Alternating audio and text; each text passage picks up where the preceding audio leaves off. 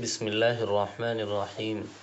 Last سبق یہاں تک ہو چکا تھا اور تعلیم الاسلام کا تیسرا حصہ بھی ختم ہو چکا تھا۔ اب تعلیم الاسلام کا چوتھا حصہ چل رہا ہے، تو چلیے شروع کرتے ہیں۔ تعلیم الاسلام کا حصہ 4 کا پہلا شعبہ تعلیم الایمان یا اسلامی عقائد۔ بسم اللہ الرحمن الرحیم۔ توحید۔ اس سبق کے اندر آپ توحید کے متعلق پہچان کریں گے، سمجھیں گے کہ توحید کسے کہتے ہیں، توحید کا معنی کیا ہے، توحید کا مطلب کیا ہے۔ یہ ساری باتیں آپ اس سبق کے اندر آپ سمجھیں گے، تو بنے رہیں اور سمجھنے کی کوشش کریں۔ یہ اسلامی عقائد کی بہت ہی جامع کتاب ہے جو مختصر میں آپ کو سوال جواب کی شکل میں بتایا جاتا ہے، تو اس کو سمجھنے کی آپ کوشش کریں۔ سوال لفظ اللہ کی کیا معنی ہے؟ جواب: اللہ اس ذات خدا تعالیٰ کا نام ہے جو واجب الوجود ہے، جو تمام صفات کمالیہ اس میں موجود ہے۔ سوال: واجب الوجود کے کیا معنی ہے؟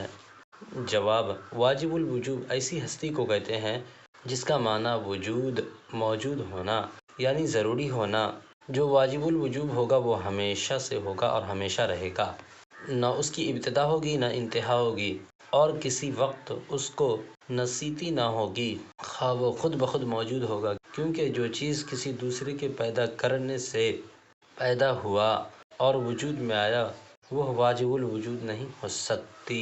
یعنی اسلامی تعلیم کے مطابق اللہ تعالیٰ واجب الوجود ہے اور اس کے سوا عالم کی کوئی چیز واجب الوجود نہیں۔ سوال: صفات کمالیہ کے کیا معنی ہے؟ جواب: خدا تعالیٰ چونکہ واجب الوجود ہے، واجب الوجود کا اپنی ذات میں کامل ہونا ضروری ہے، تو اس کمال ذاتی کے لیے جن صفاتوں کا اس میں ہونا ضروری ہے وہ سب اس کے لیے ثابت ہیں، اور انہی صفاتوں کو صفات کمالیہ کہتے ہیں۔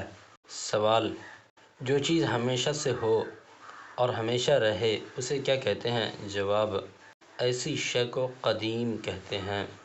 سوال: خدا تعالیٰ کے سوا اور کیا چیزیں قدیم ہیں؟ جواب: خدا تعالیٰ اور اس کے تمام صفات قدیم ہیں، ان کے سوا اور کوئی چیز قدیم نہیں۔ سوال: خدا تعالیٰ کے سوا اور کوئی چیز ہمیشہ سے موجود نہیں تھی، تو خدا تعالیٰ نے آسمان، زمین اور تمام چیزیں کیسے بنائیں؟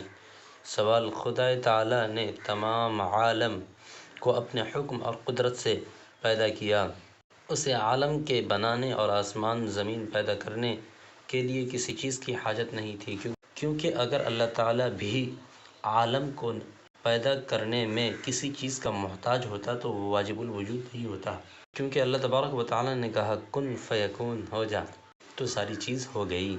یاد رکھو خدا تعالیٰ واجب الوجود ہے، اور واجب الوجود اپنے کسی کام میں کسی دوسرے شخص یا کسی دوسرے چیز کا محتاج نہیں ہوتا۔ سوال: خدا تعالیٰ کی صفات کمالیہ کیا کیا ہے؟ جواب: نمبر 1 وحدت، نمبر 2 قدیم یا وجود، نمبر 3 حیات، نمبر 4 قدرت، نمبر 5 علم، نمبر 6 ارادہ، نمبر 7 سمیع، نمبر 8 بصیر، نمبر 9 کلام، نمبر 10 خلق، نمبر 11 تکوین وغیرہ۔ سوال: صفت وحدت کے کیا معنی ہے؟ جواب: وحدت کے معنی ایک ہونا۔ یہ خدا تعالیٰ کی صفت ہے کہ وہ اپنی ذات میں ایک ہے اور صفات میں یکتا ہے، اور توحید کے معنی خدا کو ایک سمجھنا اور اس کے ایک ہونے کا یقین اقرار کرنا۔ سوال: صفت قدیم وجود کا کیا معنی ہے؟ جواب: قدم کے معنی قدیم ہونا یعنی ہمیشہ سے ہونا اور ہمیشہ رہنا۔ وجود کے معنی میں واجب الوجود ہونا۔ واجب الوجود کے معنی تم شروع میں پڑھ چکے ہو۔ سوال: ازل اور ابد کے کیا معنی ہے؟ جواب: جس چیز کی ابتدا نہ ہو یعنی ہمیشہ سے ہو اسے ازل کہتے ہیں اور اسے ابدی کہتے ہیں۔ پس خدا تعالیٰ ازلی بھی ہے اور ابدی بھی، یعنی معنی قدیم ہونے کے ہیں۔ سوال: حیات کے کیا معنی ہے؟ جواب: حیات کے معنی زندگی ہے، یعنی خدا تعالیٰ زندہ ہے اور زندگی کی صفت اس کے لیے ثابت ہے۔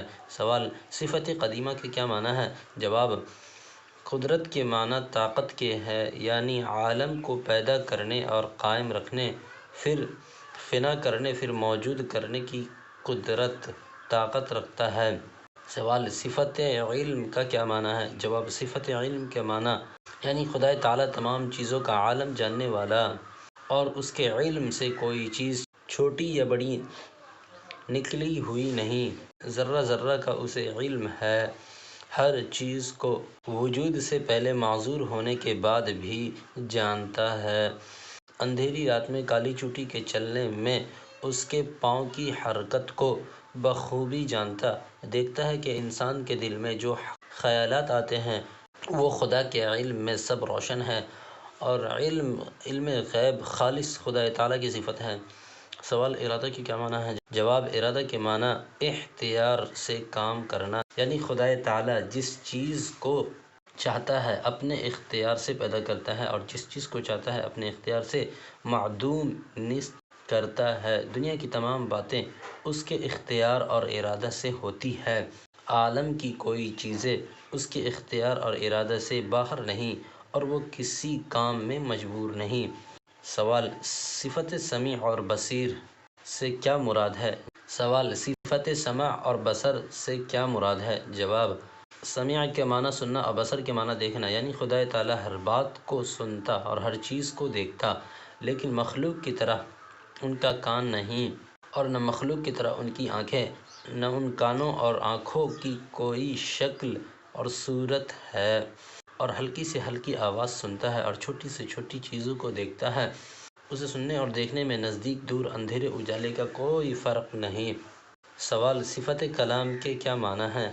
جواب: کلام کے معنی بولنا، بات کرنا ہے۔ خدا تعالیٰ کے لیے یہ صفت بھی ثابت ہے، لیکن اس کے لیے مخلوق جیسی زبان نہیں۔ سوال: اگر خدا تعالیٰ کی زبان نہیں تو وہ باتیں کیسے کرتا ہے؟ جواب: مخلوق بغیر زبان کے بات نہیں کر سکتی، کیونکہ مخلوق اپنے تمام کاموں میں اسباب اور آلات کے محتاج ہے، لیکن خدا تعالیٰ جو اپنے کسی کام میں کسی چیز کا محتاج نہیں، وہ کلام کرنے میں زبان کا محتاج نہیں۔ اگر وہ بھی باتیں کرنے کے لیے زبان کا محتاج ہو تو خدا تعالیٰ واجب الوجود نہیں ہو سکتا۔ سوال: صفت خلق اور تکونو کے کیا معنی ہے؟ جواب: خلق کے معنی پیدا کرنا اور تکونو کے معنی وجود میں لانا، اور خدا تعالیٰ کے لیے یہ صفت بھی ثابت ہے، وہ تمام عالم کا خالق، پیدا کرنے والا، مکون، وجود میں لانے والا۔ سوال: ان صفتوں کے علاوہ خدا تعالیٰ کی اور صفتیں بھی ہیں یا نہیں؟ جواب: ہاں، خدا تعالیٰ کی اور بہت سی صفتیں ہیں، جیسے مارنا، زندہ کرنا، رزق دینا، عزت دینا، ذلت دینا وغیرہ، اور خدا تعالیٰ کی تمام صفتیں ازلی، ابدی اور قدیم ہیں، ان میں کمی بیشی، تغیر، تبدیل نہیں ہو سکتا۔ تو اس سبق کے اندر اتنا ہی، ملتے ہیں اگلے سبق میں، تب تک کے لیے اپنا خیال رکھیے گا۔